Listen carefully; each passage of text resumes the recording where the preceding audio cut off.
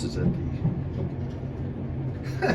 Look at this, they didn't even take off the old Dover logo, they just left it there. This is at the 707 building. Not the one in Roanoke, but the 707 building in Deerfield. It's not as interesting as the one in Roanoke, to be quite honest.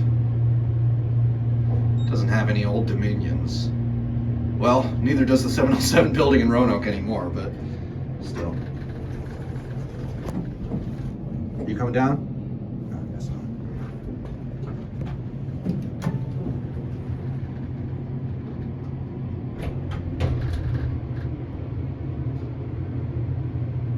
not. As we go down, we'll get a little view of the cab here.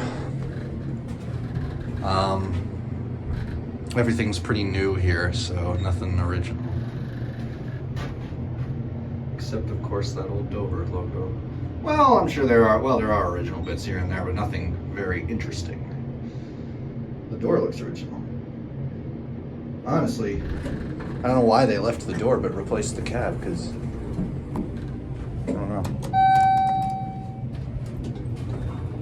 Huh. I feel like that lantern is probably from an older replacement.